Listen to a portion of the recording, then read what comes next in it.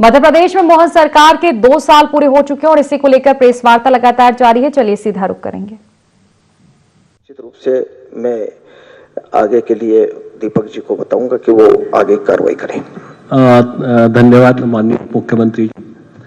मैं भारतीय जनता पार्टी के माननीय अध्यक्ष श्री हेमंत खंडेलवाल जी से रिक्वेस्ट करूंगा कि इस अवसर पर अपना उद्बोधन प्रदान करने का कष्ट करें।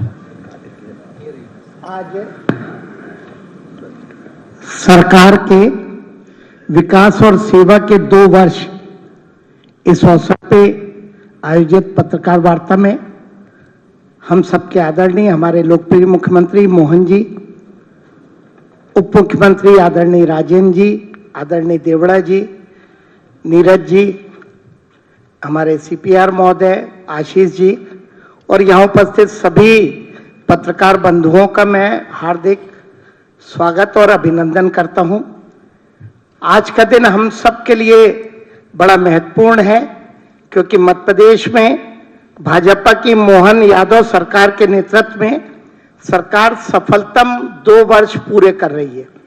इस अवसर पे मैं डॉक्टर मोहन यादव जी, मंत्रिमंडल के सहयोगियों, संगठन के कार्यकर्ताओं और प्रदेश की जनता को हृदय से बधाई देता हूं। हमारे देश के प्रधानमंत्री नरेंद्र मोदी जी के मार्गदर्शन में और मोहन यादव जी के प्रभावी नेतृत्व में प्रदेश में विकास एक नई ऊंचाइयों पे पहुंच रहा है। सरकार ने सुशासन, पारदर्शिता और त्वरित निर्णय लेने की क्षमता का प्रशासन को मूल आधार मानते हुए गरीब युवाओं और इस बात की खुशी है कि हमारे प्रदेश के यशस्वी मुख्यमंत्री ऊर्जावान, जोश और खरोश के साथ जिनकी इच्छा शक्ति है, इच्छा शक्ति के साथ इस मध्य प्रदेश को विकास के रास्ते पर ऊंचाइयों तक और जो दृढ़ संकल्प लिया है कि हमारा प्रदेश देश में विकास की श्रेणी में नंबर 1 पर आए और इसी बात को लेकर के दृढ़ संकल्पित हैं। निश्चित रूप से सभी क्षेत्रों में जो विकास हुआ है वह अभूतपूर्व है। जितनी सराहना की जाए उतनी कम है। एक बार मैं पुनः हमारे यशस्वी मुख्यमंत्री डॉक्टर मोहन यादव जी का बहुत हृदय से धन्यवाद करते हुए, बधाई देते हुए कि 2 वर्ष का कार्यकाल बहुत ही उपलब्धि भरा कार्यकाल रहा है और निश्चित रूप से हमारा प्रदेश निरंतर प्रगति के पथ पर है और सभी क्षेत्रों में निश्चित रूप से एक ऊर्जा से भरा हुआ है। मैं एक बार और आप सभी को, प्रदेशवासियों को बहुत बहुत बधाई देते हुए निश्चित रूप से इसी आशा और विश्वास के साथ कि हमारा प्रदेश निरंतर प्रगति के पथ पर आगे बढ़ेगा। निश्चित रूप से मैं आगे के लिए दीपक जी को बताऊंगा कि वो आगे कार्रवाई करें। पद की भर्ती का काम किया, स्टार्टअप के 50,000 से 1.5 लाख की सहायता दी। निवेश के मामले में भी मध्य प्रदेश सरकार ने ऐतिहासिक काम किया। धार में प्रधानमंत्री मित्र में जिसमें 3 लाख रोजगार और 6 लाख उत्पादकों को कपास के लाभ मिलेगा। 18 नई नीतियां और नया निवेश सिस्टम, 32 लाख करोड़ के प्रस्ताव और 23 लाख रोजगार। धरातल पे 8.57 लाख करोड़ के निवेश और देश में तीसरा सर्वाधिक निवेश करने वाला राज्य बना। आध्यात्मिक और सांस्कृतिक धरोहर के रूप में भी मैं मुख्यमंत्री जी को धन्यवाद देना चाहूंगा कि सम्राट विक्रमादित्य, राजा भोज सहित 9 महापुरुषों के नाम पे राजधानी में द्वार, ओमकारेश्वर, विक्रमादित्य राम वन पथ, गमन पथ, श्री कृष्ण लीलाओं से जुड़े स्थल और मां शिप्रा का शुद्धिकरण घाट निर्माण, सीएस 2028 की तैयारियां और स्वास्थ्य सेवाओं में पीएम श्री एयर एम्बुलेंस जैसे नए प्रयोग और 12,655 आयुष्मान आरोग्य मंदिर बनाने जैसे बड़े काम सरकार ने किए। हर विभाग में, हर समाज के हर वर्ग को सरकार ने काम करने का प्रयास किया। मैं मध्य प्रदेश की भारतीय जनता पार्टी संगठन, मध्य प्रदेश की जनता की तरफ से 2 वर्ष सफलतापूर्वक सरकार के पूरे करने के लिए और जनहित के बहुत सारे जो नवाचार उन्होंने किए उसके लिए मैं मुख्यमंत्री मोहन यादव जी को और उनके पूरे मंत्रिमंडल को दिल से धन्यवाद देना चाहूंगा और उम्मीद करूंगा कि इसी पथ पे हमारी सरकार आगे आने वाले समय में हर वर्ग के लिए और अच्छे काम करेगी। बहुत बहुत धन्यवाद। धन्यवाद आदरणीय खंडेलवाल सर। आज पत्रकार वार्ता के इस अवसर पर हम जो हमारी उपलब्धियां हैं उसके संबंध में कुछ पुस्तकों का हमने प्रकाशन किया है, उनका विमोचन भी करने जा रहे हैं। विकास और सेवा के जो 2 वर्ष कंप्लीट हुए हैं उसकी विभागवार उपलब्धियों के संबंध में एक पुस्तक का विमोचन किया जा रहा है। उसके लिए मैं माननीय मुख्यमंत्री जी से आग्रह करूंगा कि विमोचन करने का कष्ट करें।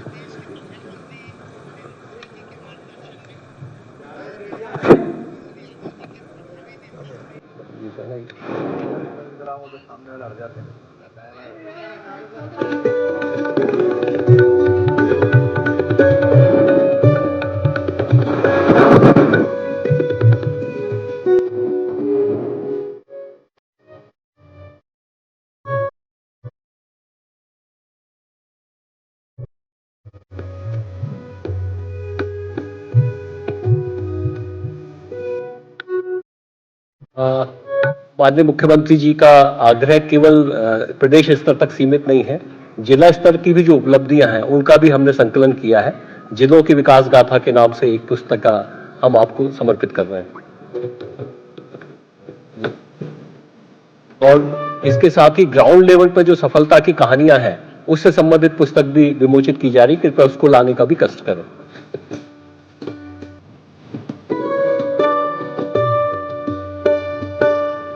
इसके साथ साथ एक किताब नई राह है, नए अवसर के नाम से हम विमोचन करने जा रहे हैं। इस किताब में शासन की जो भी योजनाएं हैं उन योजनाओं से संबंधित जानकारी का समावेश है।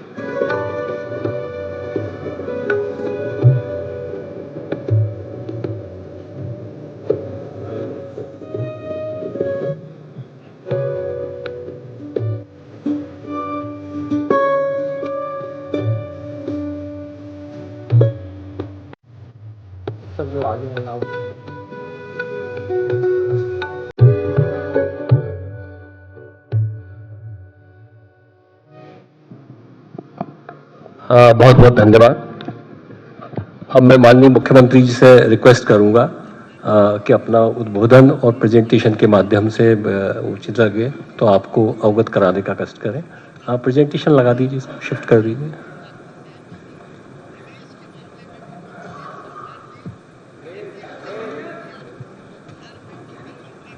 प्रेजेंटेशन शिफ्ट कराएं। प्रेजेंटेशन के साथ मटेरियल भी दे दो ना सबको। हाँ सर, सबको पहुंच तो वो टेबल पे देने से ज्यादा ठीक है। ये जो भी किताबें हैं इनका फोल्डर सभी टेबलों पर पहुंचा दें, सब दूर पहुंचा दें। इसके साथ साथ प्रेजेंटेशन की जो सॉफ्ट कॉपी है, आपके पीडीएफ कॉपी जो है आपके ग्रुप में अभी जस्ट पहुंचने वाली है। तो क्या प्रेजेंटेशन में वो स्लाइड में देख रहा था तो लगभग 40 है, 40 स्लाइड और एक में 2 मिनट दूंगा तो ये 1.25 घंटे तो इसी में हो जाएंगे सर। तो वो सर मैं वो सोच के डर रहा था तो इसलिए मैंने जल्दी जल्दी करना है। नहीं सर, इन तक हम प्रेजेंटेशन पहुंचा रहे हैं सर। हाँ, वो ज्यादा अच्छा है। अपने आज का दिन तो थोड़ा साथ में रह करके चाय पानी करने का है ज्यादा। हाँ, मतलब मैं बोल तो संभाल के रहा हूँ, आप समझ रहे हो। थोड़ा थोड़ा बोलने वालने में बच्चे बड़े हो जाते तो तरीके से बोलना पड़ता है, नहीं जैसे घर में अपने को अपनी भी से बात करने में, भोजन सीधा बोल देने में थोड़ा सा तरीका लगा करके। आज की इस प्रेस वार्ता में मित्रों, हमारे बीच माननीय यशस्वी अध्यक्ष श्रीमान हेमंत खंडेलवाल जी, माननीय हमारे उप मुख्यमंत्री श्रीमान जगदीश देवड़ा जी, उप मुख्यमंत्री माननीय राजेंद्र शुक्ला जी, इस अवसर पर एसीएस नीरज जी, हमारे आशीष अग्रवाल जी मीडिया प्रभारी, हमारे सीपीआर और आप सब। यद्यपि मैं प्रेस वार्ता में कोई नई बात या ऐसी कोई अलग से बात नहीं कर रहा हूँ, ये हमारे आपके सबके साथ बीते हुए 2 वर्ष के जिसके आप भी साक्षी हो, और शासन की योजनाओं में कमोबेश अगर हम कोई किसी वर्ग से बात करें तो सबसे पहले प्रेस के वर्ग से ही रूबरू होना पड़ता है और प्रेस के माध्यम से वो बातें समाज तक नीचे तक जाती भी है। उसी सिलसिले में यद्यपि ये सरकार के गठन के साथ जो जो काम किए गए हैं, विभाग भी बहुत सारे हैं, योजनाएं भी बहुत सारी है और बहुत सारी योजनाओं में बहुत सारे क्षेत्रों में काम करने का प्रयास भी किया गया, लेकिन काम को करते करते ये बात भी सही है कि समय 2 साल का लगा, लेकिन ये काम भी इतना बड़ा रहता है कि 2 साल भी बहुत, अगर हम पीछे देखो तो बहुत लगते हैं, आगे देखो तो बहुत कम लगते हैं। तो ये इसीलिए हमने एक इसी के साथ पिछले मतलब इसी महीने से 2 साल की समीक्षा बीते कामों की और 3 साल के टारगेट विभागवार इस दिशा में काम करना प्रारंभ किया था और वो सिलसिला चल भी रहा, काफी हद तक हो भी गया है। ये थोड़ा नवाचार भी है क्योंकि आमतौर पर विभाग की समीक्षा बजट के साथ साथ 1 साल में 2 बार विभाग की पर चर्चा आमतौर पर मुख्यमंत्री के साथ होती थी, लेकिन हमने इसमें थोड़ा नवाचार ये जोड़ा कि बीते 2 साल की भी अच्छी बातों को लेकर के सारे माननीय मंत्रीगण अपना प्रेजेंटेशन दे, तो वो एक पूरा 5 साल का हमारा समग्र एक लघु चित्र आंखों के सामने आ जाता है, जहाँ बीते हुए सारे कामों की बात और आने वाले 3 साल में और कैसे उस पर बढ़ा जाएगा। और उसी सिलसिले से जोड़ करके ये विकास और सेवा के 2 वर्ष, यद्यपि यह बात सही है कि यशस्वी प्रधानमंत्री नरेंद्र मोदी जी के शासन काल में पूरे देश की कार्यपद्धति, काम करने के तरीके, टारगेट, केंद्र का समर्थन और आज तो और जोरदार चीज आ गई है, वैश्विक परिस्थितियां भी आज के समय में भारत के साथ एक अलग प्रकार से जुड़ रही है और ये जो वर्तमान का दौर चल रहा है उसका तुरंत असर ऊपर नीचे आने का भी पूरा बना हुआ है। लेकिन माननीय प्रधानमंत्री जी ने आपदा में से अवसर निकाल करके जो काम की पद्धति स्थापित की है उसी का लाभ हम सबको दिखाई भी दे रहा है। अब मैं अपनी बात को कहां से शुरू करूं, हम अपने बीते कल की बात से ही बात आगे बढ़ा लेते हैं। तो ये हम सब देखते हैं कि मध्य प्रदेश के अंदर जो लॉ एंड ऑर्डर को लेकर के सबसे बड़ी प्रॉब्लम थी, हम सब देखते हैं 85 के बाद 87-88 से छोटे छोटे दलम बन करके नक्सलाइट अपना अपना टेरिटरी बनाने लगे और उस टेरिटरी के बीच में से ये नया अनुभव आया था, हम कभी सोचते नहीं थे। आदिवासी अंचल भूला भाला हमारा छत्तीसगढ़ का बेल्ट या मंडला बालाघाट डिंडोरी तक के इस बेल्ट में कभी पहला तो संयुक्त मध्य प्रदेश था, 90 के बाद वो दौर बदला और 2002-3 तक आते आते 2 राज्यों में बदल गया। लेकिन घटनाएं घटने लगी और उसमें क्या क्या हुआ ये दोहराना नहीं चाहूंगा, कल की प्रेस कॉन्फ्रेंस में मैंने बोल दिया उन सारी बातों को।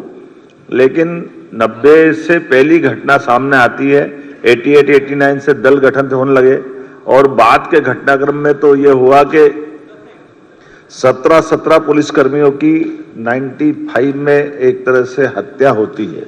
ये पहली बार हमारे राज्य में हुआ है कि पूरी की पूरी बस के हमारे सशस्त्र बलों का एक तरह से बहुत भीषण वो नरसंहार जैसा हुआ। बाद में तो उसका परिणति ये भी हुई कि चुने हुए मंत्री के अपने घर से राज्य के मंत्री को बुला बाहर निकाल करके थाने के पास कुल्हाड़ी से हत्या कर दे। ये मध्य प्रदेश में पहली बार ऐसा हुआ था, कभी सोचा ना समझा, लेकिन अपनी सबके आंखों के सामने मध्य प्रदेश का वो इतिहास बना है। राज्य सरकारें क्या होती है, केंद्र सरकार क्या होती है, लेकिन आजादी के बाद राज्य और केंद्र की सरकार दोनों जगह एक दल की सरकार थी, कांग्रेस की सरकार थी, केंद्र में भी और राज्य में भी। लेकिन इतनी बड़ी घटना के बाद में भी कोई ठोस रणनीति बने, योजना बने, इसका निराकरण हो।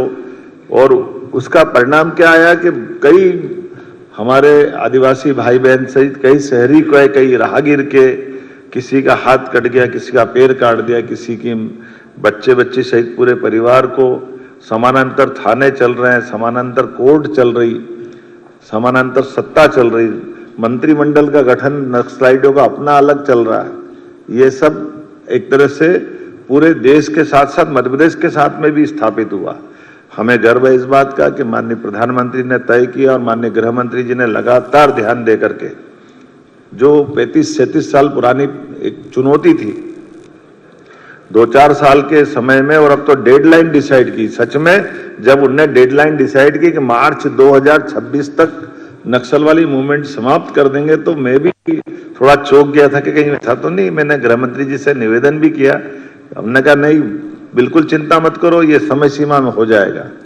बड़ा सुन के अच्छा भी लगा। लेकिन बीते साल जब बात की, क्योंकि मैं अपने राज्य की दृष्टि से अगर देख के बताऊंगा तो आप सब जानते हैं हमारा भौगोलिक रूप से इतना बड़ा मंडला, बालाघाट, डिंडोरी का क्षेत्र, जिसमें रिजर्व फॉरेस्ट इतना बड़ा, ऐसे में 25, 30, 40 लोगों को खोज के निकालना यही चुनौती रहती। और वो फॉरेस्ट के इलाके में जब मोबाइल टावर काम नहीं करते हैं, बिजली की लाइन के भी संकट रहते हैं, जंगली जानवर चारों तरफ बिखरे हुए, गांव की अंदर की भी स्थिति कैसी है कि लगातार 20-25 साल तक लाल सलाम ने जो माहौल बनाया कि फॉरेस्ट के अधिकारी से लेकर के सारे लोग, लेकिन ये सौगात भी मिली कि पहले तो हमारे अपने भी इस घटनाक्रम में बहुत दर्दनाक हादसे हुए।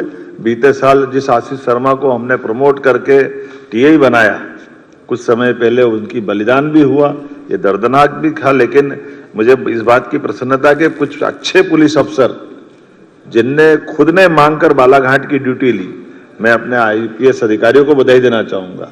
आमतौर पर आईएएस आईपीएस पे कई बार सुविधा की और तमाम प्रकार की बातें आती, लेकिन यहाँ के अपने इस राज्य के बहादुर अफसरों ने पोस्टिंग मांग के लिए और टारगेट लिया कि हाँ हम ये करके देंगे। आईजी संजय भी ऐसे घूम रहे जैसे जवान, मोटरसाइकिल से लेकर के लंबे समय तक ये आईपीएस अधिकारी ऐसे काम करे, ये हम सबके लिए गर्व की बात है। और जब समेकित रूप से काम करते हैं तो उसका रिजल्ट भी आता है कि आज वो इतने बड़ी भयंकर चुनौती थी। मैं मान के चलता हूँ विकास के काम तो सब है ही, लेकिन एकदम सबसे बड़ा अगर कोई काम है तो ये हमारा मंडला, बालाघाट, डिंडोरी पहले तो क्रमबद्ध रूप से हमारे सारे जिले एक के बाद एक उस लाल आतंक से मुक्त होते गए, और अब जाकर कल जब जीरो की स्थिति बनी तो ये बड़े सौभाग्य की बात भी है। और ये उन सबको सलाम भी है जिनने अपना बलिदान दिया। हमारे कई सारे जवानों ने, हमारे आम नागरिकों ने इसकी कीमत चुकाई। इसलिए हमने कहा कि 1 साल के अंदर 10 दुर्दांत आतंकवादियों के समान नक्सलाइटों को हमने ढेर किया मैदान में, और ये संदेश दिया कि आप अगर लड़ना चाहते हो तो हमारा पुलिस फोर्स आपसे निपटने में सक्षम है, और अगर आप सरेंडर करोगे तो पुनर्वास पॉलिसी में हम आपके लिए वो व्यवस्था कर सकते हैं। और ये दोनों नीतियों का कारगर रूप बना के हमारे लिए कुछ हमने जब मोबाइल फोन उनके टेप सुने थे तो आखिरी में तो ऐसी स्थिति बनी थी कि दलों के अंदर इस बात की होड़ लगी कि पहले सरेंडर कौन कर रहा है, और हमने आखिरी परिणाम देखा कि 42 दिन में 42 सरेंडर हुए और 10 नक्सलाइटों को ढेर किया।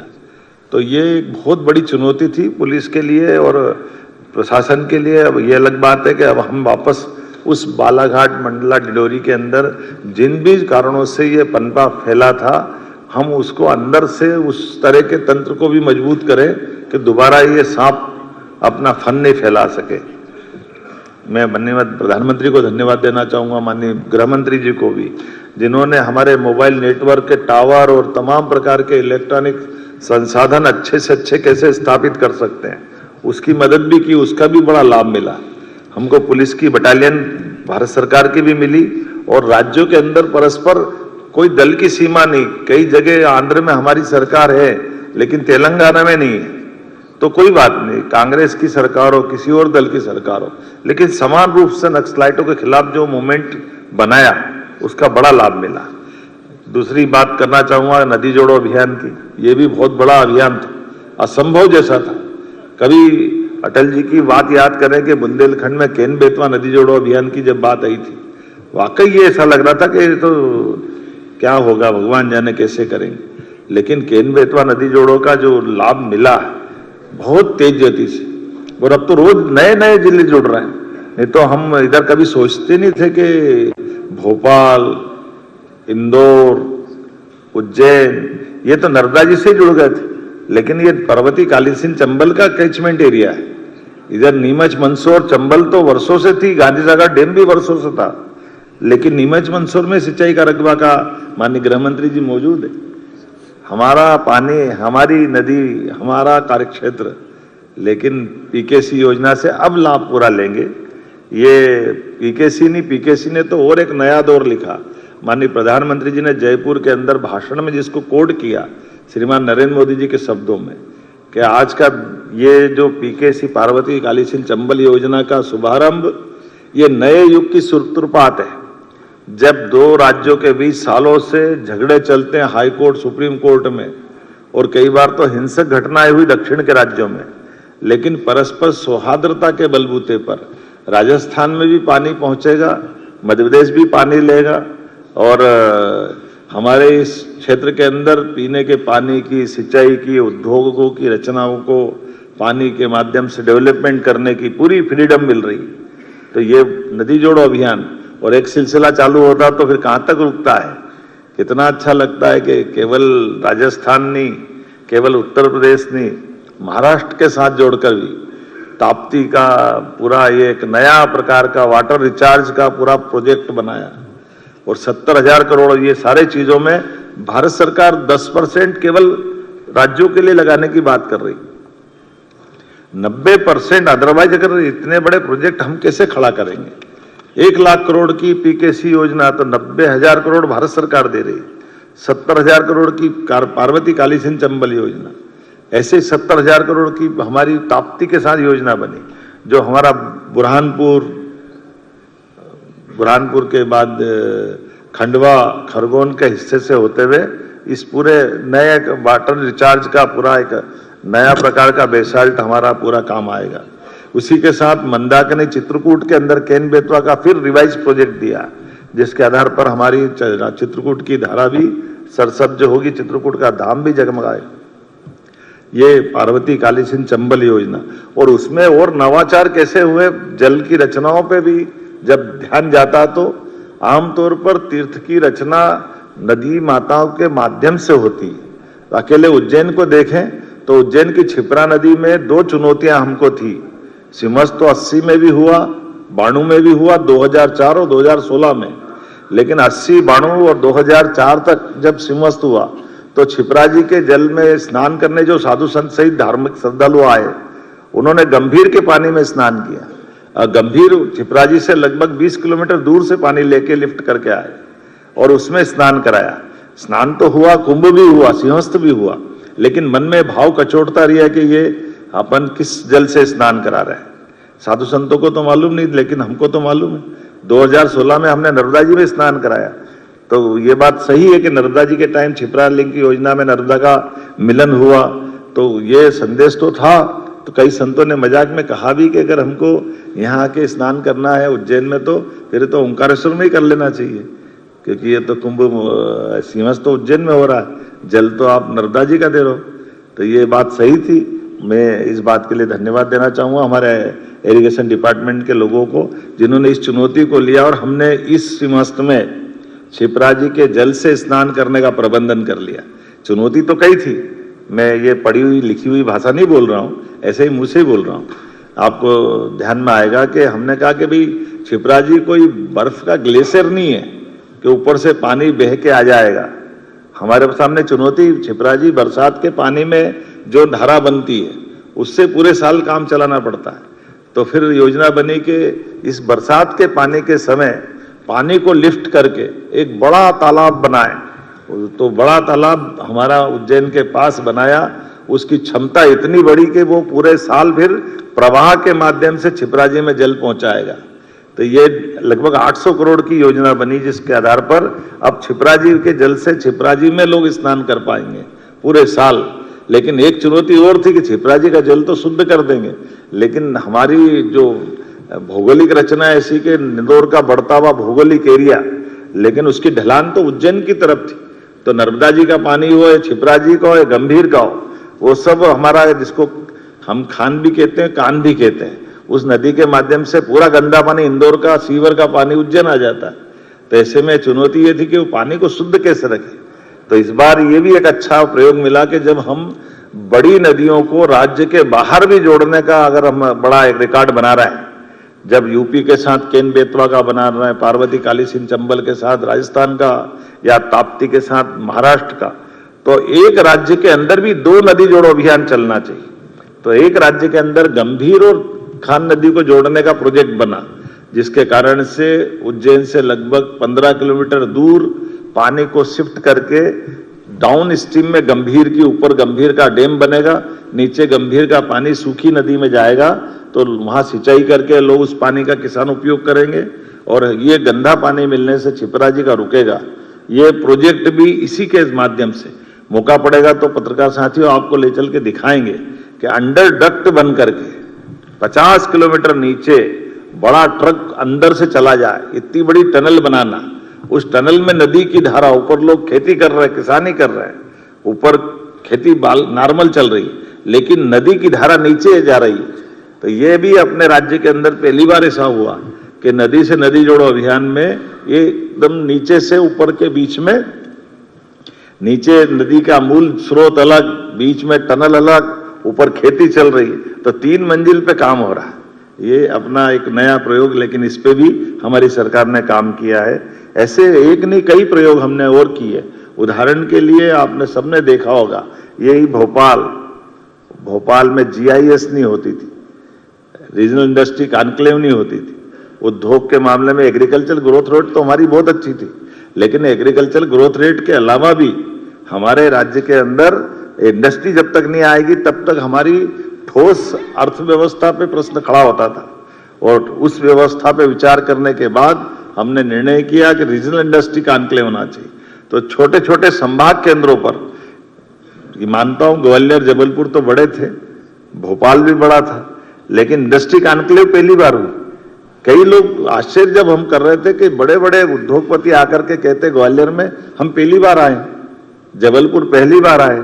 तो जब जबलपुर ग्वालियर तो आए, लेकिन सागर और नर्मदापुरम में भी और शहडोल में तो जो हमारा इस्पात का कारखाना TMT सरिया वाले ने लगाया, वो अग्रवाल जी आकर बोलते कि मैं तो बिल्कुल पास का छत्तीसगढ़ का ही हूं, लेकिन मुझे ध्यान ही नहीं गया कि शहडोल में भी हो सकता है क्या ये 3000 करोड़ का बड़ा एक इंडस्ट्री का पार्क।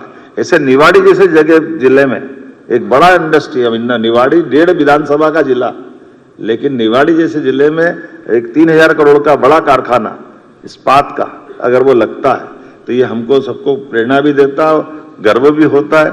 और अलग अलग नेचर की सब क्षेत्रों में अब खाद का कारखाना सागर में चालू हो जाए, ये भी आश्चर्य है। और खाद भी कौन सा, जिसके लिए 12-32-16 NPK यूरिया, अब ये हमारे राज्य के अंदर आज अधिकांश खाद तो हमारा झाबुआ और सागर से ही पूरा हो रहा है। केवल भारत सरकार की परमिशन चाहिए, बाकी तो अपने राज्य में ही बन रहा है। अब ये भी एक थोड़ा नया और चुनौती वाला भी है कि केवल रसिया पे डिपेंड नहीं है, हम तो हमारे राज्य में बना रहे हैं और हमारे राज्य के अंदर उद्योगपति उसको दे भी रहे। ये एक नहीं, ऐसी कई सारी सौगातें। पंप स्टोरेज, अभी मैं जब ग्रीनको के लिए हैदराबाद में गया तो हैदराबाद में जिस कंपनी में मैं गया और जिस कंपनी ने यहाँ लगभग 6000 करोड़ का निवेश किया है पंप स्टोरेज, राज्य के अंदर सौहार्दपूर्ण संबंध आसपास का रहने का क्या परिणाम आता है बताना चाहूंगा। ये देश का नहीं दुनिया का सबसे बड़ा पंप स्टोरेज हाइड्रो पावर हमारा बना है नीमच में। माननीय गृह मंत्री जी, आपने माननीय उप मुख्यमंत्री जी है, उसके अंदर उन्होंने खुद ने कहा कि ये इससे पहले हमारा दक्षिण में हैदराबाद के पास बनाया था, तो 4 साल लगे थे हमको बनाने के, और अगर ये विदेश में बनता तो ये 8-10 साल में सारी परमिशन लेके होता है, लेकिन मध्य प्रदेश में 2 साल से भी कम समय में हो गया। उसमें से मैं ही भूल गया, एक तो उन्होंने मेरे को धन्यवाद दे रहे थे, तो मैंने कहा मेरा क्या रोल है, बोले आपका ये रोल है कि जब आप नीमच तरफ आए थे एक इंडस्ट्रियल समिट में मिले थे, तब हमने कहा था कि सब ये पंप स्टोरेज में एक ऊपर टैंक बनाना पड़ता है, एक नीचे टैंक बनाना पड़ता है। तो ऊपर का टैंक तो हमने बना लिया, अब नीचे का टैंक चूंकि चंबल का पानी वो गांधी सागर में रखा हुआ मंदसौर में, और वो चंबल का पानी का कंट्रोल तो राजस्थान सरकार के पास रहता है। वो पानी जब तक खाली नहीं करे हम बनाए कैसे नीचे, और अगर नीचे नहीं बनाएंगे तो वो पंप स्टोरेज चालू कैसे होगा। तो मैंने मेरे से निवेदन किया, मैंने वहीं से फोन लगा दिया माननीय मुख्यमंत्री भजन लाल जी को कि जरा ये चंबल का हमारा एक प्रोजेक्ट बिगड़ रहा है, आप अगर पानी कम कर दोगे तो हमारा काम हो जाएगा। मुझे इस बात के लिए आनंद भी आया कि उन्होंने कहा भैया जब आप पीकेसी जैसी योजना के लिए 20 साल से राजस्थान मध्य प्रदेश के झगड़े खत्म करके आप हमको पानी दोगे तो ये मदद क्यों नहीं करेंगे आपकी। उन्होंने कहा चंबल में हम पानी कोटा में रोक लेंगे और आपका ये पानी का उपयोग आप कर लो, हम पानी कम कर देते हैं। उनने 15 दिन के अंदर पानी कम कर दिया और इसका फर्क ये पड़ा कि जो प्रोजेक्ट 4 साल में पूरा आने वाला था वो 2 साल में पूरा हो गया। तो ये कम से कम सरकार की व्यवस्थाओं में सजगता के साथ दूरदेशी व्यवस्थाओं के आधार पर जोड़ने का कई सारी चीजों, कई सारी बातें मैं कर सकता हूं आपके बीच में से। ऐसी बहुत सारी बातें हैं, जैसे पीएम मित्र पार्क, ये 7 पार्क हमारे भारत सरकार के माध्यम से सालों पहले मिले थे, जिसके आधार पर कपास तो हमारे यहाँ होता है, लेकिन कोयम्बटूर जब गया तो उन्होंने कहा कपास, बोले आपके यहाँ से आता मध्य प्रदेश से। अब हमारा कॉटन धागा भी वो बनाए, कपड़ा भी वो बनाए, कपड़े को रेडीमेड गारमेंट्स बना करके वो दुनिया भर में निर्यात करे, माल तो हमारा। तो हमने कहा ये हमारा कॉटन, हमारे यहाँ क्यों धागा नहीं बन रहा। तो उन्होंने बताया आपके यहाँ पहले चलती थी बहुत सारी इंडस्ट्रियां, मिल इंडस्ट्रियां, इंदौर, उज्जैन, रतलाम, ग्वालियर, धीरे धीरे टेक्नोलॉजी पुरानी हो गई तो बनना ही बंद हो गई। हमने कहा नहीं, ये तो हम वापस शुरू कराएंगे। तो पीएम मित्र पार्क, माननीय प्रधानमंत्री जी को धन्यवाद कि अपने जन्म दिवस के अवसर पर 7 पीएम मित्र पार्क में सबसे पहले हमारा पीएम मित्र पार्क का उनने न केवल भूमि पूजन किया बल्कि उसी दिन हमने भूमि आवंटन भी कर दिया। केवल इतना ही नहीं, अभी मैं आपसे आ रहा था तो आते आते भंडारी मेडिकल कॉलेज वालों का फोन आया। उनने कहा कि आपकी वो 2 साल की उपलब्धि तो मैं कल विज्ञापन छापूंगा, आप बता देना। मैंने कहा आपकी क्या बात। अरे बोले मैं आपको केवल मेरी साइक्लोट्रॉन की जो इंडस्ट्री के बारे में आपको बताना चाह रहा हूँ, जो विक्रम उद्योगपुरी में हमने लगाई। बोले जर्मन के आधार पर, जर्मन के विद्वान और वैज्ञानिक और वहाँ के सारे लोगों के साइक्लोट्रॉन की इंडस्ट्री के लिए हमको जमीन 2 दिन में तो जमीन मिल गई, 10 दिन के अंदर हाईटेंशन लाइन बिजली विभाग ने खड़ी कर दी। और हमारे पास जो जर्मन के वैज्ञानिक और लेबर लाए थे जिनके भरोसे से वो हमको उत्पादन करना था, बोले वो आबो हवा इतनी अच्छी लगी और इतना सरलता से काम हो गया कि वो गए नहीं और अभी साल भी पूरा नहीं और हमने वो उत्पादन चालू कर दिया। तो अब हमारे देश को साइक्लोट्रॉन का बहुत बड़ा लाभ अपने इस इंडस्ट्री डिपार्टमेंट से मिल गया कि आज वो जो दवाई उनकी है, उनका कहना वो दवाई 10 गुना सस्ती है, आज वो पूरे देश में उपलब्ध कराएंगे।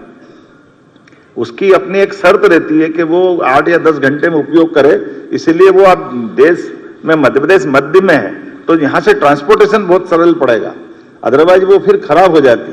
तो वो जो चीज 2 रुपए की है वो 2 पैसे की भी किसी काम की नहीं रहती। तो ये उनका कहना है कि ये भौगोलिक दृष्टि से भी, विज्ञान की दृष्टि से भी अपने 55 हमारे पीएम एक्सीलेंस कॉलेज नई शिक्षा नीति के बलबूते पे लगना, ये भी घोर आश्चर्य की बात। कहाँ 1956 से लेके 2002-3 तक 5 मेडिकल कॉलेज थे, लेकिन आज मेडिकल कॉलेजों की एक तरह से श्रृंखला बन गई, लंबी लाइन बन गई मेडिकल कॉलेज में। और मेडिकल कॉलेज में भी प्रयोग कैसा पूरे देश में ये भी नवाचार हुआ है कि अब हम केवल मेडिकल कॉलेज के लिए हॉस्पिटल देंगे। मेडिकल कॉलेज का हॉस्पिटल जो हमारा ऑलरेडी हॉस्पिटल है, मेडिकल कॉलेज की बेस वो रहेगा। तो मेडिकल कॉलेज के लिए किसी को मेडिकल कॉलेज बनाना तो वो अपनी बिल्डिंग बनाए, अपने सारी प्रोसेस कर ले। 300 बेड का हमारा हॉस्पिटल 10 साल तक हम उसको देंगे। 10 साल बाद वो डॉक्टर, दवाई, सारा पैरामेडिकल स्टाफ, अर्थात अपन अगर सरल भाषा में बोलो, हमारा हॉस्पिटल तो चल ही रहा है, हम क्या करें उसमें। चलता हॉस्पिटल प्रैक्टिकल के लिए उनको दे दिया, जब उनका वो 700 बेड का बन जाएगा तो हमारा हॉस्पिटल हम वापस ले लेंगे, हमको क्या फर्क पड़ेगा। लेकिन वहां एक मेडिकल कॉलेज खड़ा हो जाएगा। इस कारण से पूरी दुनिया में ऐसा होता था, हमने नया नहीं किया, लेकिन ये प्रयोग देश में सबसे पहले हमने किया कि हमारे पैसे कितने बचे। इसलिए मेडिकल कॉलेज के लिए मेडिकल एजुकेशन अलग मंत्रालय और मेडिकल का मंत्रालय अलग, तो हमने ये दोनों को मिलाकर एक किया। ऐसे लगातार एक के बाद एक सभी क्षेत्रों में जो हो सकता है जितने प्रकार से है। आज अपन इंदौर की हुकुमचंद मिल का आपको उदाहरण मालूम है, प्रधानमंत्री जी के माध्यम से हुकुमचंद मिल की लैंड पूरी केवल 300-400 करोड़ रुपए के चक्कर में 30 साल से 7,000 मजदूर में से 2,000 लोग उम्मीद में मर गए। कि हमको 2 लाख मिलेंगे, 4 लाख मिलेंगे, लेकिन कोर्ट में निराकरण नहीं हो रहा था। हमने कहा ये सरकार पैसा दे देगी तो सारे मजदूरों का भला हो गया, और आज वो हाउसिंग बोर्ड के माध्यम से, नगर निगम के माध्यम से 200-300 करोड़ देने के बाद लगभग 70-80 हजार करोड़ का प्रोजेक्ट बनेगा। ये जो बड़ा प्रोजेक्ट बनेगा, इसमें ये केवल अपने 2 विभाग हैं, एक इंडस्ट्री डिपार्टमेंट, एक हमारा लोकल एडमिनिस्ट्रेशन के माध्यम से हाउसिंग बोर्ड, प्राधिकरण या जो भी कोई विभाग होगा, तो जमीन के प्रॉपर उपयोग करते हुए विकास की दृष्टि से। अन्यथा सांप बिच्छू घूम रहे हैं, जंगल बना हुआ है, मुकदमा चल रहा है, चलने दो। जैसे उसी प्रकार से जैसा हमारा ये भोपाल का कचरा 40 साल से सड़ रहा था यहीं पे भोपाल में, जब भी गूगल खोलो भोपाल को पूछो तो एक बच्चा मरा, आंख खुली, उसको दिखता था भूत जैसा, क्या करूं उसको। ये भोपाल की पहचान बनी थी, लेकिन आज भोपाल की पहचान उससे बदल के GIS भोपाल में हो रहा है, विकास हो रहा है। घटना हो गई, परमात्मा करे कोई ऐसी घटना नहीं होना चाहिए, लेकिन घटना के बाद वो कचरा कब तक पड़ा रहना चाहिए। Court, high court, supreme court सब हो रहा है, तो उसका निष्पादन प्रॉपर कराया, और निष्पादन कराने के बाद आज जो हमको करना वो करेंगे, लेकिन इन पुरानी समस्याओं से निपटना तो हमको पड़ेगा ही सही। शहरीकरण के आधार पर 2 मेट्रोपॉलिटन अथॉरिटी, हमारा भोपाल भी बढ़े, केवल शहर के अंदर ही क्यों बढ़े, लंबा प्लान करना पड़ेगा। आज हैदराबाद था राजधानी जब था आंध्र का, आज अमरावती खड़ी करके उन्होंने अपने आप में एक बड़ी कैपिटल बनाने का प्लान कर लिया। ये आदर्श उदाहरण है। माननीय प्रधानमंत्री जी के नेतृत्व में राष्ट्रपति निवास, प्रधानमंत्री निवास, नई पूरी पार्लियामेंट दिल्ली के अंदर बनके तैयार हो गई। तो ये जो नया निर्माण करते हुए भी हम चीजें खड़ी कर सकते हैं, ये आदर्श उदाहरण है। तो इंदौर उज्जैन मेट्रोपॉलिटन, भोपाल मेट्रोपॉलिटन, केवल भोपाल नहीं तो बगल का नर्मदापुरम, रायसेन, सीहोर, विदिशा, ये 5 को जोड़ के इधर आष्टा तक का, उधर से 4-5 जिलों का मिलाकर हमारा दूसरा मेट्रोपॉलिटन, ये दोनों को जोड़ करके ये बड़ी विकास की संभावना भी है। और लंबा प्लान करते हुए लगभग डेवलपमेंट के लिए 10-20 किलोमीटर नहीं, अकेले इंदौर उज्जैन मेट्रोपॉलिटन की बात करेंगे तो 11,000 करोड़, 11,000 किलोमीटर से ज्यादा पूरा सराउंडिंग एरिया बनेगा। और मूल रूप से डेवलपमेंट के लिए अगर बात करें तो बड़ा हमारा आकर्षण बनता औद्योगिक क्षेत्र से। जब औद्योगिक क्षेत्र नागदा बन गया तो नागदा के बाद में तो आवासीय और कमर्शियल हो गई सही, पीथमपुर बन गया तो पीथमपुर के बाद रहने के लिए भी और कमर्शियल चाहिए गई सही, देवास का है, मक्सी का है। तो हमने बेस बदल दिया कि हमारी औद्योगिक केंद्र बेस बनेंगे, उसके बाद रेसिडेंशियल, कमर्शियल, PSP के बाकी प्रोजेक्ट आते जाएंगे, और आने आज नहीं तो कल तक आगे तक जाएगा। इसी का परिणाम है कि इसी की बाकी कनेक्टिविटी, ग्रीन बेल्ट हमारा खास करके जो एक्सप्रेस हाईवे है, ग्रीनफील्ड हाईवे, 4 लेन, 6 लेन, एयरपोर्ट के साथ एविएशन पॉलिसी में हमारी इंटर स्टेट और इंट्रा स्टेट ये एविएशन के प्रोजेक्ट अपने सबके सामने चल रहे हैं। ये उत्तराखंड में चलते थे 4 धाम के लिए, केदारनाथ, बद्रीनाथ, गंगोत्री, जमुनोत्री, अब तो उज्जैन ओंकारेश्वर क्यों नहीं हो सकते? वो शानदार चल रहा अपना, क्या फर्क पड़ गया? ऐसे एयरपोर्ट अपने 7 से 9 तो हो गए और 10वां तैयार हो रहे, 10वां भी चालू हो गया। और ये तो 10 जिसको एविएशन डिपार्टमेंट ने मान लिया, बाकी सिंगरौली, रतलाम, नीमच, मंदसौर, वहां हमारे B200 तो उतरते ही हैं शान के साथ, सारी हवाई पट्टियां चालू है, इसमें कोई कष्ट नहीं है। आपने देखा ही है कि जब अपना स्थापना दिवस मनता है तो 1 दिन क्यों 3 दिन मनना चाहिए, और 3 दिन मने तो अपने कलाकार आनंद के साथ हो जाए। तो यहाँ विक्रमादित्य का महानाट्य भी होता और भगवान कृष्ण की लीलाओं को लेकर के 500 कलाकार भोपाल की, ये पहली बार हुआ। 18 पॉलिसियां फिल्म निर्माण से लेकर सभी प्रकार की। अभी बुंदेलखंड के अंदर राजगढ़ पैलेस में गए अपन, इतना गजब का स्थान है, ऐसा लगेगा कि कहाँ पूरे देश में नहीं मिलेगा। ऐसे अगर उज्जैन में जाओगे तो हायर सेकेंडरी स्कूल 50 साल से चलता था, महाराज बाग क्रमांक 1, 2, 3, आज वो 7 स्टार होटल हो गया टूरिज्म का। हमारी सारी टूरिज्म की प्रॉपर्टी में सबसे ज्यादा कहीं कलेक्शन आ रहा है तो अकेले उस हायर सेकेंडरी स्कूल में हो रहा। और टूरिज्म मिनिस्टर पूरे देश में आदर्श उदाहरण देते हैं कि अच्छा पैलेस कैसे बन जाता है हेरिटेज में, ये उदाहरण उनका बना है। कहने के लिए तो बहुत सारी बातें हैं, लेकिन आज जब मैं आपसे बात कर रहा हूं तो ये सारा मैटर तो आपके पास पहुंच ही गया है। और अब मैं बोलूं क्या, जितना तो आप मेरे से ज्यादा समझते हो और बोलते रहते हो, ये सारी बातें आप करते रहते हो। बोलने के लिए बहुत सारी बातें बोल सकता हूं, लेकिन जिस प्रकार से समय बदला है और समय के साथ ऊर्जा के क्षेत्र में पूरे देश में सबसे सस्ती बिजली अगर कोई दे रहा है तो अपना राज्य दे रहा है। बिजली में भी ऐसे ऐसे नए प्रयोग हुए कि जिसके आधार पर बिजली के लिए सारे लोग भौचक के देख रहे हैं ये हो क्या रहा है। मध्य प्रदेश हमारा सबसे लोएस्ट रेट बिजली में गया और इसके आधार पर ओंकारेश्वर और ये बड़े बड़े प्रोजेक्ट तो हमारे हैं, आगर, नीमच, सोलर पार्क भी 2000 मेगावाट का, और कंपोजिट यूपी और हमारा 6 महीने वो वापर लेंगे, 6 महीने हम वापर लेंगे। पानी की तो हम बदला बदली करी ना, बिजली का भी आपस में साझेदारी कर रहे हैं, दो राज्य आगे बढ़ते हुए। तो ये जो हमारा जो मुरैना का जो बीहड़ का जंगल है, इसका बेहतर से बेहतर उपयोग कैसे कर सकते हैं। आज ये बदलते दौर में हमारी आने वाले समय के टारगेट भी बड़े हैं, लेकिन अभी बात नहीं करूंगा, बीते समय की बात करूंगा जब हमने अपने नामांतरण की नई पद्धति लगाई। ये भी पूरे देश में रेवेन्यू के लिए नई चीज हो गई। लगभग 1 करोड़ प्रकरणों का निराकरण कराया, और ई नामांतरण जैसे आप रजिस्ट्री कराओगे आपका प्रोसेस परमारे चालू हो जाएगी। पटवारी गिरदावर के पास चक्कर खाने की जरूरत नहीं। बंटवारा, नामांतरण, राजस्व ऑनलाइन निराकरण करने के लिए साइबर तहसील के आधार पर भारत सरकार ने पहला पुरस्कार मध्य प्रदेश को दिया है। 19 धार्मिक नगरियों में शराबबंदी, ये हमने अपने धार्मिक नगरियों के प्रति ये जो प्रतिबद्धता बताई, विभिन्न लोक बना करके नर्मदा परिक्रमा के लिए, परिक्रमा वासियों के लिए शेड बनाना, घाट बनाना, सभी प्रकार की सुविधा जुटाना, और चित्रकूट का धाम भी आनंद के साथ। आप बताइए, जन सहभागिता के आधार पर चित्रकूट का मुख्य मार्ग, जिसमें बड़े से बड़े संतों ने और सब लोगों ने अपनी सहभागिता देते हुए, जब अयोध्या अच्छा हो गया तो चित्रकूट भी होना चाहिए। उसी प्रकार से ओरछा का राजा राम का भी आनंद अलग प्रकार से दिखाई दे रहा है। अब ये कई ऐसी योजना भी चालू की जिसके लिए एक बगिया माँ के नाम, 2 एकड़ का खेत अगर आप अपना बनाने जाओगे तो सरकार आपको 2 लाख रुपए देगी, क्योंकि जब नया बगिया बनाओगे तो शुरू में 2 साल आपकी खेती बाड़ी बंद हो जाएगी। तो खेती बाड़ी भी ढंग से व्यक्ति करता रहे, उसके बजाय उसके जीवन के प्रबंधन करते हुए, और जब बगिया तैयार हो जाएगी तो फल से उसका काम चलेगा ही से। तो आम के आम, गुठली के दाम, दोनों काम हो जाएंगे। हमारा पास व्यक्ति अपनी खुद का बगिया भी तैयार कर लेगा और अपना बगीचा भी तैयार हो जाएगा। योजना तो बहुत सारी है। हमने जलगंगा अभियान चलाने का हर साल का निर्णय किया है। जलगंगा अभियान में दोनों क्षेत्र में, ग्रामीण में और शहर में भी, शहरी क्षेत्र के अंदर जितने कुएं, बावड़ी, तालाब, पुरानी जल रचनाएं और नवीन रचनाओं के लिए अब तो सड़कें भी बन रही है।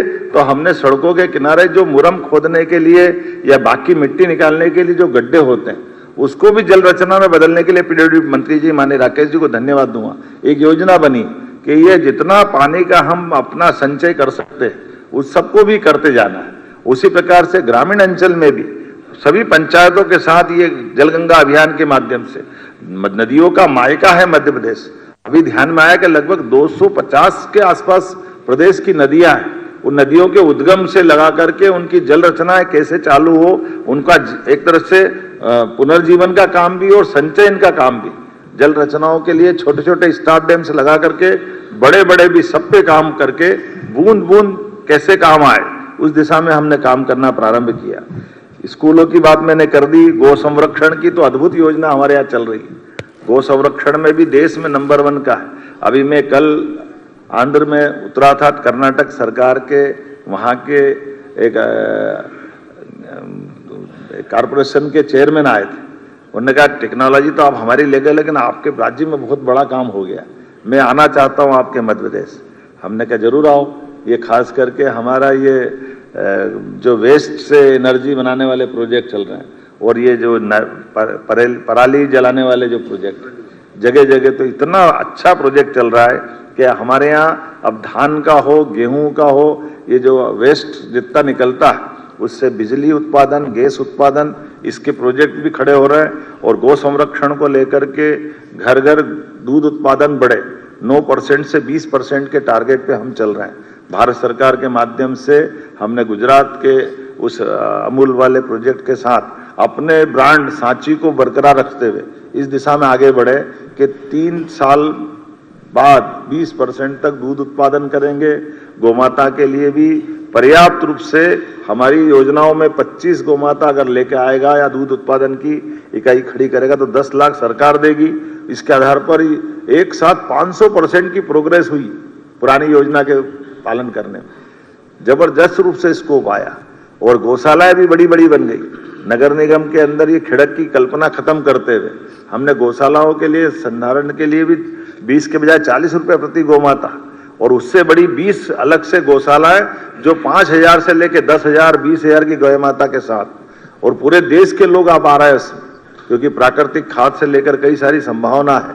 तो बड़ी बड़ी गौशाला उसको हम अपने उनके लिए 30% वो दूध उत्पादन भी कर सकेंगे। वो गौमाता को रखने के साथ हम जो अनुदान देते हैं वो अनुदान भी उनको देंगे। 125 एकड़ भूमि भी देने वाले हैं। एक तरह से ये ठोस निर्णय कर रहे हैं जिसके बलबूते पर बड़े पैमाने पर देश भर के लोग आकर्षित हो रहे हैं। तो ये गौमूत्र से, गोबर से, बाकी चीजों से वो अपने इस गौशाला को कैसे सफल सक्षम बनाए, इसका आदर्श मॉडल हमारा बीच बना है। ऐसे ही अपनी शिक्षा के क्षेत्र में खास करके हमारे इंजीनियरिंग कॉलेज के कैंपस के अंदर IT पार्क बनाने का निर्णय पहली बार हुआ। बच्चा वहीं पढ़े, वहीं रोजगार भी मिल जाए और IT के साथ नई technology deep tech research park भी ला रहे हैं, साइंस सिटी भी बना रहे हैं, ऑब्जर्वेटरी भी खोल रहे हैं और भविष्य में तैयार तो ये भी है कि हमारी सब प्रकार की नवीन पॉलिसियों के बलबूते पर भविष्य में रिसर्च का भी ये मध्य प्रदेश बड़ा केंद्र बने। इसलिए स्टार्टअप से लेकर 18 पॉलिसियों में हमने सब चीज जोड़ने का प्रयास किया। ऊर्जा की बात मैंने कर दी, सिंचाई की कर दी, आधुनिक विकास की कर दी, बदलती ग्रामीण अर्थव्यवस्था की कर दी, PM विकास खासकर के गांवों के अंदर वृंदावन गांव की बात मैंने आपके सामने की है। अधोसंरचनाओं को लेकर के भी हमारे बीच ई-बस भी भविष्य में हम प्रारंभ करने वाले हैं, जो कि हमारी पुरानी कठिनाई थी जब हमने कई प्रकार से दूसरी रचना खड़ी करी। गरीब उत्थान के लिए भी सरकार के माध्यम से आपको केवल जानकारी के लिए बताना चाहूंगा, हमने बजट को भी 5 साल में डबल करने का जो टारगेट लिया है। 11,000 रुपये प्रति व्यक्ति आई थी 2002-03 तक। जब हमारी सरकार बनी तो 1,42,000 रुपया आई प्रति व्यक्ति हुई। आज की स्थिति में 1,54,000 रुपये प्रति व्यक्ति 2 साल के अंदर हमने ये आई बढ़ाई है। ये उसी प्रकार से जिस प्रकार से हमने गेहूं से लगा करके सभी राशियों में एक एक करके जो बोनस की बात कही थी हमारे संकल्प पत्रों की पूर्ति में कि हाँ हम 2700 रुपये क्विंटल तक गेहूं का दाम करा देंगे, तो आज की स्थिति में 2585 तो उनका हुआ। गए साल ही हमने 2600 रुपये क्विंटल गेहूं खरीदना प्रारंभ कर दिया था। भावांतर योजना का लाभ तो आपके सबके सामने है। भावांतर पे कितने सारे प्रश्न हुए थे, लेकिन प्रति क्विंटल 500 रुपये के आसपास भाव भी भारत सरकार ने बढ़ाया और हमने किसानों को वो दाम दिलाने के लिए वो प्रबंधन किए कि भावांतर से लेकर के सभी क्षेत्रों में सरकार समान रूप से भुगतान भी करती जाएगी। 1,000 रुपया प्रति व्यक्ति प्रति बहन लाडली बहना योजना से प्रारंभ हुई योजना, जो 2023 जून से प्रारंभ हुई थी, दिसंबर में हमारी सरकार बन गई। तो 2024 में हमने 250 रुपये बढ़ाए, 2025 में 250 बढ़ाए, आज की स्थिति में 1,500 रुपये प्रति लाडली बहना, जिसके आधार पर लगभग 1,850 रुपये पर महीने हम निर्बाध गति से दे रहे हैं। ये हमारी सरकार की गति है। उम्मीद कर रहे हैं कि हम आने वाले समय में इस योजना के बलबूते पर नारी सशक्तिकरण की इस महती योजना में और बड़ी भूमिका अदा करेंगे, जिसके आधार पर जो हमारा कमिटमेंट है वो हम सब पूरा करते जाएंगे। बोलने के लिए तो बहुत कुछ है, मैं बहुत देर तक बोल सकता हूँ, लेकिन मुझे लगता है आप भी थक गए होंगे।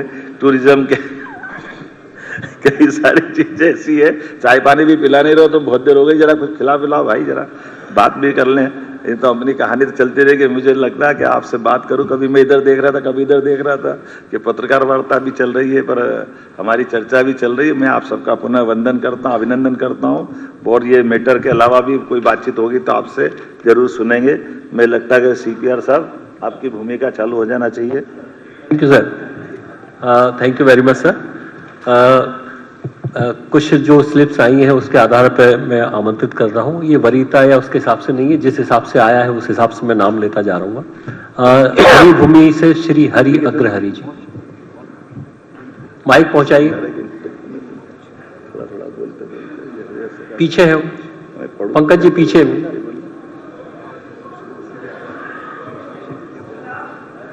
ये माइक लेके बीच में जाइए।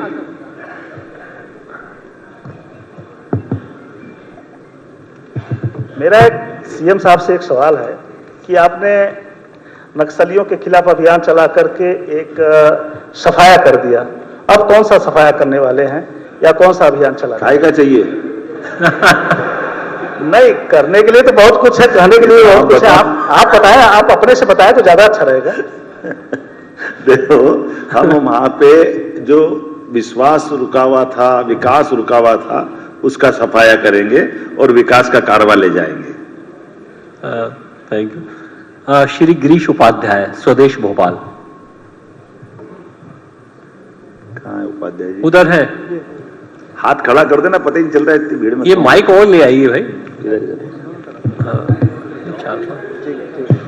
नमस्कार। नमस्कार। ये आपने नक्सली वाला तो जिक्र किया, लेकिन इसके एक समस्या समाप्त हो रही है और एक दूसरी समस्या से मध्य प्रदेश गिरफ्त में आता जा रहा है, जो नशे के कारोबार वाली है। इसको लेकर आपकी कोई कार्य योजना है जिसको आप कहेंगे कि हम अगले साल, जब 3 साल पर जब इकट्ठे हों, तब क्या आप अनाउंस करने की स्थिति में है कि हमने नशे के कारोबार से प्रदेश को मुक्त कर दिया है? नशे के कारोबार से तो समाज को सामूहिक रूप से इसमें निपटना पड़ेगा, लेकिन जैसे मैंने आपको बातचीत में बताया कि 19 स्थानों पर हमने शराब की दुकानें बंदी की है और क्रमशः ये जिस प्रकार से माहौल बनेगा, हम सब चाहेंगे कि नशे के प्रत्येक व्यापार पर हमारी कड़ाई रहे, हमारा बंदी रहे, लेकिन समाज की जागृति और सामाजिक संगठनों की भूमिका भी बड़ी रहने वाली है। आपके सबके सहयोग से निश्चित रूप से हम उम्मीद करेंगे कि 3 साल में इस पर कंट्रोल करें। श्री शरद द्विवेदी जी, बंसल न्यूज।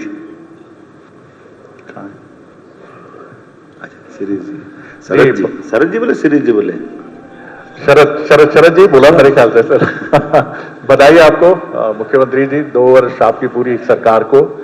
और अच्छा लगा ये जानकर कि अब शिप्रा के पानी से ही स्नान होगा, धागा मध्य प्रदेश में बनेगा। एक ऐसी टनल भी आप बना रहे हैं कि ऊपर खेती होगी और नीचे पानी बहेगा। और सबसे महत्वपूर्ण बात जो हमें लगी, अच्छा लगा कि गंभीर और खान नदी का जो विषय था उसको भी आपने सुलझा लिया है। आपने उज्जैन का बताया कि पैलेस है और पर्यटन मंत्री देश के उसकी चर्चा करते हैं, ये जानकर भी अच्छा लगा। और भी कई प्रोजेक्ट्स हैं आप रीजनल लेवल पर ले गए हैं। मैं अगर क्रिकेट की भाषा में बात करूं तो अब आप अर्धशतक बनाने के बिल्कुल नजदीक हैं। हमारी शुभकामनाएं हैं शतक बने, आगे शतक बनते चले जाएं।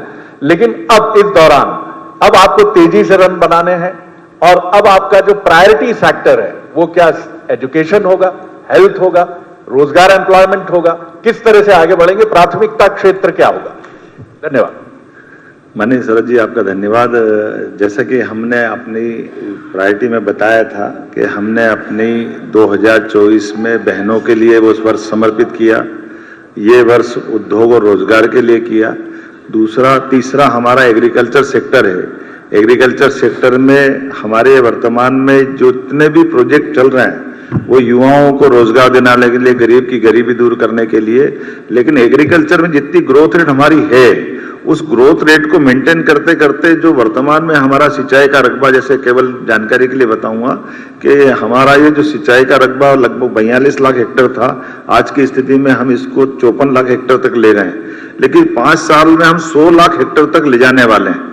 जब 100 लाख हेक्टेयर तक ले जाएंगे तो ये जितनी बड़ी बड़ी परियोजना मैंने नदी जोड़ों की बताई, इसके साथ साथ जो प्रोजेक्ट हमारे चल रहे हैं उसका डिटेल भी हम दे देंगे कि हम ये जो कह रहे हैं ये ठोस कह रहे हैं। लेकिन इतना भी जानते हैं कि जब हमारा सिंचाई का रकबा बढ़ेगा तो हमारी एग्रीकल्चर ग्रोथ रेट भी बढ़ेगी और क्रॉप हमारे पास ज्यादा आती है तो उसकी चुनौती भी बढ़ती जाएगी।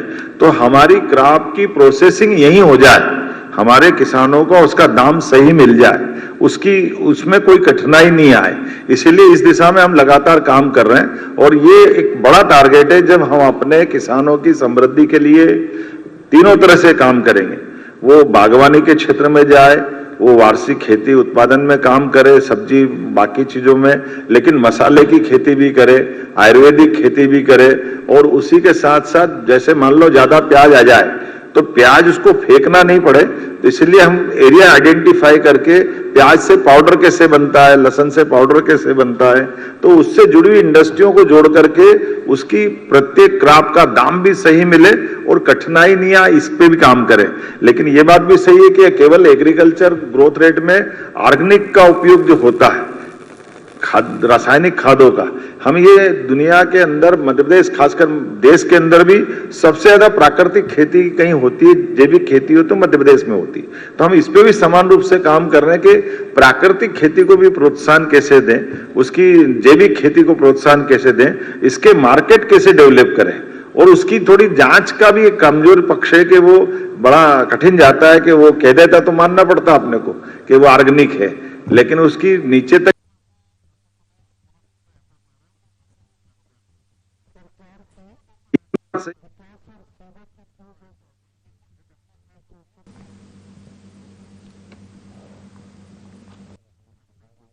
कहा कि अभी इसी साल मुझे लगता है कि हमने संकल्प पत्र में कहा था माननीय प्रधानमंत्री जी के शब्दों में कि हम हर कॉन्स्टिट्यूंसी में, मतलब लोकसभा में एक मेडिकल कॉलेज देंगे। वो तो हम दे दिए, लेकिन ये जो अभी हमारे पूरे प्रोजेक्ट चल रहे हैं तो 55 जिले में आज की स्थिति में 52 मेडिकल कॉलेज हमारे हो जाएंगे। तो हम ये चाहेंगे कि जिला स्थान पर मेडिकल कॉलेज आए, और केवल मेडिकल कॉलेज जो हमारी एलोपैथिक नहीं आए, एलोपैथिक के अलावा आयुर्वेदिक भी आए। तो आयुर्वेदिक में वेलनेस के आधार पर हमारा, चूंकि वनांचल का बहुत बड़ा इलाका है, धार्मिक पर्यटन का बहुत बड़ा इलाका है, तो हमारे यहाँ मेडिकल टूरिज्म भी डेवलप हो, जो इलाज कराने के लिए देश दुनिया से हमारे यहाँ लोग आए। तो ये इनके लिए मूल इंफ्रास्ट्रक्चर, एयरपोर्ट बनाना, एविएशन की दृष्टि से भी उस पर काम करना, टूरिज्म के लिए जो जो बाकी चीजें हैं, ऐसे ओल्ड एज होम भी जैसे मथुरा में अच्छी स्कोप है, ऐसे धार्मिक पर्यटन के केंद्रों पर हमारे में से कई लोग अपने जिंदगी के काफी समय यहाँ गुजारना चाहते हैं। तो उस दिशा में भी हम ठोस काम कर रहे हैं, जिसमें ओरछा, दतिया, कटनी, मैयर की माता जी, उज्जैन, ओंकारेश्वर, ऐसे हर स्थान पर ये सारी संभावना चल रहा है। स्कूल कॉलेज के लेकर भी हमने कहा कि भाई ये जो हमारे परंपरागत कोर्स नहीं चलना चाहिए, परंपरागत तो चले, लेकिन परंपरागत के बजाय जिसमें अभी मैं जब गया था हैदराबाद, तो हमने कहा कि ये एग्रीकल्चर बेस्ड जितने कोर्स हैं नई टेक्नोलॉजी के, वो भी हमारे यहाँ खुलना चाहिए। तो अधिकतम नए से नए कोर्स खोल करके हमारी बौद्धिक क्षमता वाले लोग यहीं रुके, उनको रोजगार मिले, उनको बाकी अनुकूलता मिले, इस पे काम करें। श्री विजय कुमार दास, राष्ट्रीय हिंदी मेल। अभी आपका नंबर आएगा, उस समय कर लीजिएगा प्लीज, आपका स्लिप आ गई है जी। मुख्यमंत्री जी, उपलब्धियां तो अपरंपार है जी, और ढिंढोरा उसका बहुत कम हुआ है, इसमें कोई दो मत नहीं। जैसे पहले की सरकारें करती थी, उपलब्धियां कम होती थी, ढिंढोरा ज्यादा करते थे, लेकिन आपने कम किया, बधाई आपको इस बात के लिए। बहुत मेरी जिज्ञासा तो केवल बहुत छोटे से मुद्दे को लेकर है। मुद्दा यह है कि उपलब्धियां जितनी हुई है उसमें ऐसा कौन सा विषय है जिसको आप करना चाहते थे, सामाजिक संरचना के दृष्टिकोण से, सामाजिक सुरक्षा के दृष्टिकोण से, उसको आप कर नहीं पाए। यदि आपको याद नहीं तो मैं बता देता हूं। वो ये है कि आप 3 महीने बाद, मुख्यमंत्री बनने के 3 महीने बाद, आपने सामाजिक सुरक्षा, सड़कों की सुरक्षा और सड़कों में मवेशियों के नियंत्रण के लिए उच्च स्तरीय कमेटी बनाई। उसमें अतिरिक्त मुख्य सचिव की अध्यक्षता में एक कमेटी बनाई। उस कमेटी का कार्यकाल 1.5 साल से अधिक हो गया है, लेकिन सड़कों पे वही मवेशियां, हमारी गौ माताएं अभी भी विद्यमान है, और दुर्घटनाओं के सबसे बड़े कारण वही बनते जा रहे हैं। तो क्या इस दिशा में हम कोई सुधार करेंगे? और एक छोटा सा वाक्य यह है कि आपके इस 2 साल की उपलब्धियों में मुख्य सचिव कहां है?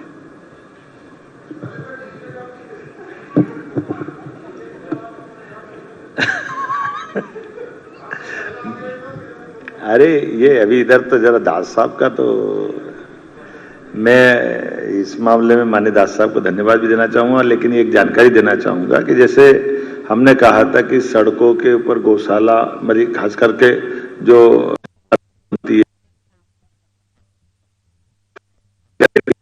जितनी नगर निगम हमारी है, उन नगर निगम के अंदर 5000 से ज्यादा गौमाता रखने की, गौशाला बनाने का काम भी हमने चालू किया। उसके कुछ आंकड़े भी देना चाहूंगा कि 9000 गौमाताएं आज हमारी लाल टिपारा गौशाला ग्वालियर में है। उज्जैन में जब मैं मुख्यमंत्री बना था, उसके पहले से हमारी गौमाताओं के बलबूते पर मगरोला के पास की गौशाला में हर 2 दिन में, 1 दिन में 2, 3, 4 गौ माताएं मर जाती थी। वो कठिनाई थी 150 गाय रखने में भी। आज की स्थिति में 3000 से ज्यादा गौ माताएं उस गौशाला में है। और कई सारे मेरे कांग्रेस के मित्र भी अब अपना जन्मदिन मनाने उस गौशाला में जाने लगे हैं। इंदौर का भी यही हाल हुआ है।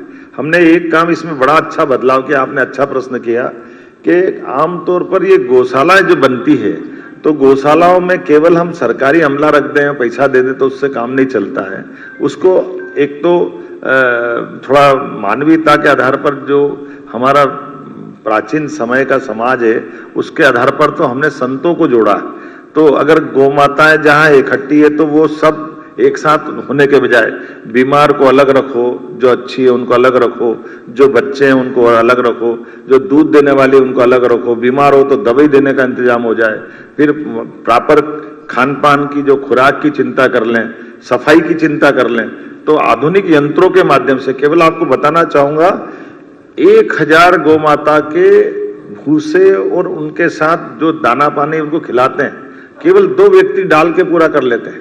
कारण एक बड़ा टैंकर लगाया जिसमें कटा हुआ भूसा मिला हुआ बिल्कुल ड्रम के साथ जो अपना रेडीमिक्स कंक्रीट में रहता इस तरह का बाहर से बुला करके और पाइप के माध्यम से उसको भरने का काम करते हैं। तो ये जो कम मेहनत से ज्यादा गौ माता के खाने पीने की, साफ सफाई की प्रॉपर चिंता करने का प्रबंधन जो हुआ है, एक बार सब मित्रों को देखने भी ले चलेंगे। तो जो पहले आमतौर पर नगर पालिका का नियम था कि वो खिड़क बनाता, खिड़क मतलब वो कारावास, कारावास में गाय बंद कर दी, छुड़ाने आएगा तो 2000 देना, 1000 देना। वो कौन छुड़ाने आ रहा है, किसको छुड़ाने से मतलब है।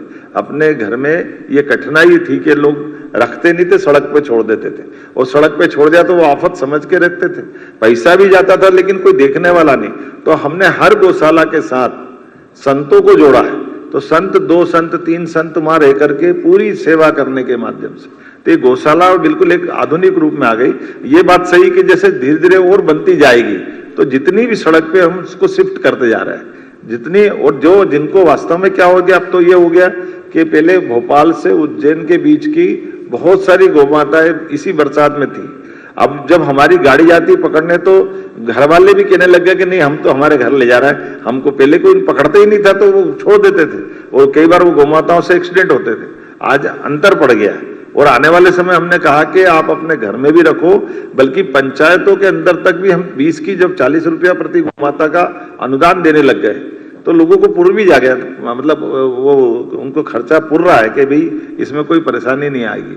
और हर महीने का रेगुलर पैसा पहुंचा रहे हैं। 2-2 4-4 साल पहले पेंडिंग हो जाता था, उसके बजाय उसको रेगुलर किया। दूसरी बात आपने बोल दी है, थोड़ा मेरे स्वभाव में टेढ़ापन है।